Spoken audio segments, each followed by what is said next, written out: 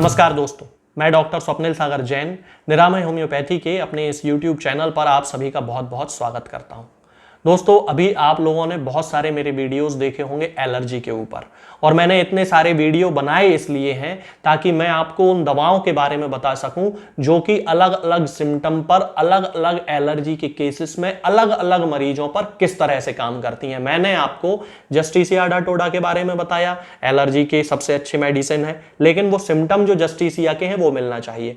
मैंने आपको allium cepa के बारे में बताया, मैंने यूफ्रेशिया के बारे में बताया, मैंने वाइथिया के बारे में बताया, मैंने अरुंडो के बारे में बताया। बहुत सारी दवाएं मैं आपको बता चुका हूं, कालीबाइक्रोमिकम, हाइड्रेस्टिस, और भी बहुत सारी दवाएं हैं जिन पे मैं वीडियो बना चुका हूं छींकों वाली एलर्जी के लिए। आज इस वीडियो में मैं एक और मेडिसिन के बारे में आपसे बताऊंगा जो कि केवल उन सिम्टम्स पे काम करेगी जिन मरीजों में वो लक्षण होंगे, उन मरीजों में काम करेगी, और किसी एलर्जी को वो ठीक नहीं करेगी। तो इस मेडिसिन का नाम है दोस्तों सवाडिल्ला। बहुत सारे लोगों ने इस मेडिसिन के बारे में सुना होगा।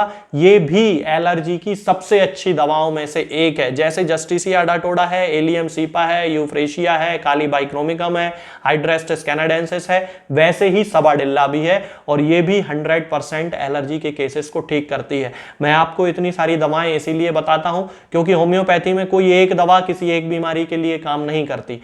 एक ही बीमारी के लिए अलग अलग लक्षणों के आधार पे अलग अलग बहुत सारी दवाएं होती हैं। जैसे एलर्जी के लिए अभी भी 50 दवाएं रह गई हैं जो कि जिन पे मैं वीडियो आपको बताऊंगा कि किस तरह से वो आपको काम करेंगी। आज हम सवाडिल्ला के बारे में बात करेंगे। तो वे लोग जो कि सुबह उठते ही जिन्हें बहुत ज्यादा छींकें आने लगती हैं, लेकिन ये छींकें एक्यूट नहीं है, बहुत सारा आपने ट्रीटमेंट करवा लिया है, बहुत ज़्यादा समय हो चुका है, लेकिन आपकी वो जो छींकें हैं वो ठीक नहीं हो रही हैं। छींक के साथ साथ अब आपको बलगम बनने की शिकायत हो गई है। जस्टिसिया अडाटोडा में बलगम नहीं मिलेगा, एलियम सीपा में बलगम नहीं मिलेगा, यूफ्रेशिया में बलगम नहीं मिलेगा, सवाडिल्ला में आपको बलगम मिलेगा। बलगम के साथ साथ चूंकि केस बहुत पुराना हो चुका है, डेविएटेड नेजल सेप्टम मिलेगा, DNS जिसे कहा जाता है, नाक की हड्डी टेढ़ी हो गई है। बलगम इतना ज्यादा था, साइनोसाइटिस का इतना क्रॉनिक केस था कि उसको DNS डेवलप हो गया है। उस DNS के कारण उसे बहुत ज्यादा छींकें आ रही हैं, बहुत ज्यादा तरीके से उसको बलगम निकलता है, नाक से जो है वो हल्के पीले कलर का, हरे कलर का इस तरह का बलगम निकलता है। कई बार इतनी ज्यादा कंडीशन खराब हो गई होती है कि अंदर ही अंदर उसको पस पड़ने लगती है। ये कैरेक्टरिस्टिक सिम्टम्स हैं सवाडिल्ला के, जो आपको किसी दूसरी मेडिसिन में देखने को नहीं मिलेंगे। तो एलर्जी के इन केसेस को सवाडिल्ला ठीक करेगी। बाकी वो वीडियोस में जो सिम्टम्स मैंने बताए हैं वो उन मेडिसिन के अकॉर्डिंग है। सवाडिल्ला के जो सिम्टम्स मैं आपको बता रहा हूं, इन सिम्टम्स पे सवाडिल्ला काम करने वाली है। इसके साथ साथ जब उसको इस तरह की एलर्जी की शिकायत होगी तो आंखों में उसे बहुत ज्यादा जलन पड़ने वाली है, आंखों में दर्द होगा, आंखों से पानी नहीं आएगा, पानी आएगा तो फिर यूफ्रेशिया होगी, लेकिन आंखों में जलन पड़ रही है, आंखें लाल हो गई हैं, आंखों में दर्द हो रहा है, सिर दर्द होने लगा है, किसी भी तरफ का सिर दर्द हो, राइट साइड हो सकता है, लेफ्ट साइड हो सकता है, सेंटर में हो सकता है, कहीं भी हो सकता है, लेकिन सिर दर्द हो रहा है, बहुत पुराना जुकाम है, तो सवाडिल्ला उसकी मेडिसिन होगी। इस तरह के सिम्टम्स के आधार पे ही केवल सवाडिल्ला उस केस को पूरी तरह से ठीक कर सकती है। इसके अलावा इसका एक और कैरेक्टरिस्टिक सिम्टम होता है जो किसी दूसरी मेडिसिन में, जिनमें की एलर्जी की जो दवाएं हैं उनमें नहीं पाया जाता, और वो कैरेक्टरिस्टिक सिम्टम है कि इस मेडिसिन में जो भी पेशेंट होगा, उसको कोई भी बीमारी होगी, वो एक निश्चित टाइम पर ही होगी। जैसे सुबह 8 जैसे ही बजेंगे, 8 बजने के साथ ही उसे छींकें आना शुरू, सुबह 6 बजेंगे, 6 बजने के साथ ही छींकें आना शुरू, 10 बजेंगे, 10 बजने के साथ ही छींकें आएंगी, बुखार आने लगेगा। तो ये जो एग्जैक्ट टाइम पीरियड पे होने वाले जो सिम्टम्स हैं, उन सिम्टम्स पे सवाडिल्ला काम करती है। बहुत अच्छी मेडिसिन है। बहुत सारे लोगों में ऐसा देखा जाता है कि 10 बजने के साथ सिर दर्द होने लगा, 10 बजे और छींकें आने लगी। तो ये कैरेक्टरिस्टिक सिम्टम है कि एक निश्चित समय पर, हर दिन उसी समय पर उस व्यक्ति को वो समस्या डेवलप होने लगेगी, तो सवाडिल्ला उस व्यक्ति को हमें देना चाहिए। इसके साथ साथ गले के दर्द की भी ये बहुत अच्छी दवा है। बहुत सारे लोग ऐसे होते हैं जिन्हें एलर्जी नाक की नहीं होगी, गले की एलर्जी होगी, गले में थोड़ा सा भी उन्होंने कुछ ठंडा खा लिया, खट्टा खा लिया, और उन्हें गले में दर्द होने लगा, गले में तकलीफ होने लगी। इसके लिए मैं पहले भी दवाएं बता चुका हूं, लेकिन सवाडिल्ला कैसे काम करेगी कि उसका जो दर्द होगा वो अपनी जगह बदलेगा। शुरुआत कहां से होगी? बाईं तरफ से। बाईं तरफ से शुरू होकर ये जो दर्द है वो दाईं तरफ जाएगा। गले का जो दर्द है बाईं तरफ से शुरू होगा और दाईं तरफ जाएगा। अब बाईं तरफ के दर्द के लिए मैंने आपको लैकेसिस में भी बताया था कि लैकेसिस भी लेफ्ट साइडेड फेरेंजाइटिस हो, लेफ्ट साइडेड टॉन्सिलाइटिस हो, लेफ्ट साइड गले में दर्द हो, तकलीफ हो तो काम करेगी। लेकिन अब लैकेसिस और सबाडिल्ला को हम कैसे डिफरेंशिएट करेंगे? लैकेसिस का दर्द जो है वो दाहिनी तरफ नहीं जाएगा, सबाडिल्ला का दाहिनी तरफ जाएगा और उसे गर्म चीजें पीने से एग्रावेशन होगा। सबाडिल्ला में कुछ नहीं होने वाला, लेकिन लेफ्ट साइडेड टॉन्सिलाइटिस हो, लेफ्ट साइडेड फेरेंजाइटिस हो, लेफ्ट साइड गले में कोई तकलीफ हो और गर्म चीजें पीने से उसका दर्द बढ़ जाता हो तो समझ जाइए कि लैकेसिस देना है।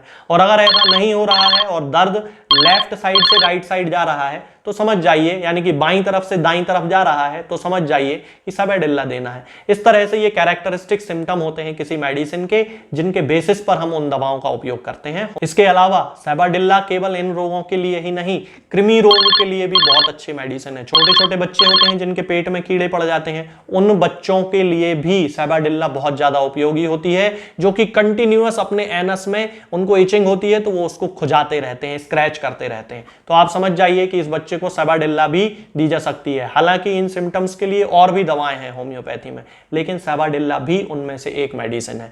इसके अलावा एक और कैरेक्टरिस्टिक सिम्टम होता है सबाडिल्ला का, इसका जो पेशेंट होता है उसे कोई मेंटल बीमारी नहीं है, मानसिक रूप से बिल्कुल स्वस्थ है, फिर भी अपने आप को वो मानसिक रोगी समझता रहता है कि उसके दिमाग में ये चीज है कि उसे निश्चित तौर पे कोई मानसिक रोग हो चुका है।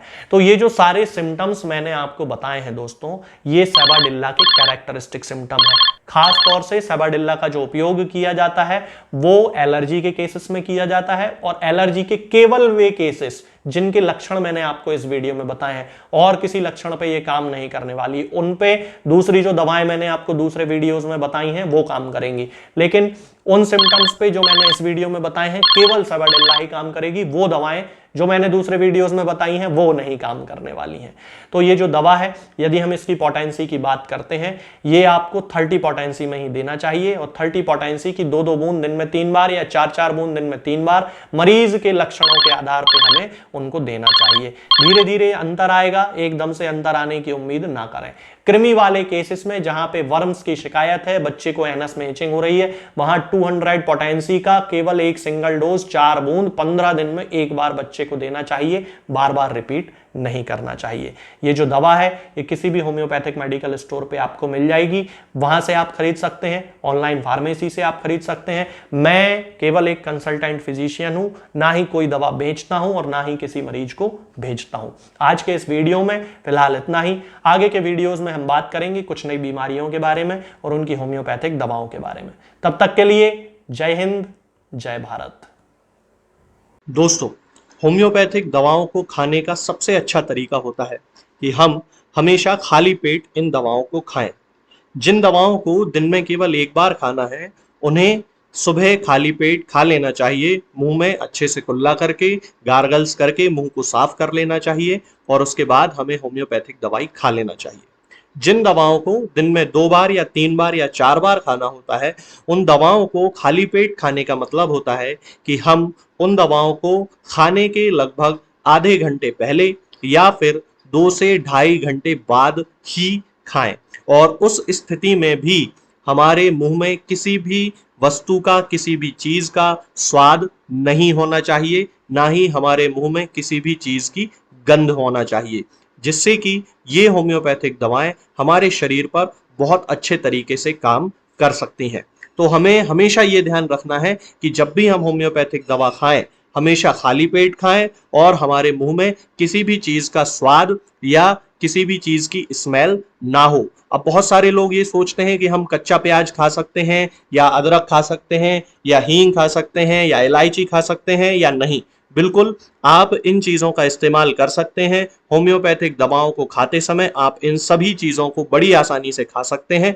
बस याद ये रखना है कि जब भी आप होम्योपैथिक दवा खाएं, इनमें से किसी भी वस्तु का, किसी भी चीज़ का स्वाद आपके मुंह में ना हो। यानी कि जब भी आप इन्हें खाएं तो इनके खाने से या तो आधे घंटे पहले होम्योपैथिक दवा खा लें या फिर इन्हें खाने के 2-2.5 घंटे बाद, जब कि आपने मुंह में अच्छे से कुल्ला कर लिया हो, अच्छे से गार्गल्स कर लिए हो, तब इन होम्योपैथिक दवाओं को खाएं तो आपको हमेशा होम्योपैथी के सबसे अच्छे रिजल्ट देखने को मिलेंगे। लोग गलती यही कर देते हैं कि वो प्याज खाना छोड़ देते हैं, कच्चा प्याज, लहसुन, अदरक, हींग सब खाना छोड़ देते हैं।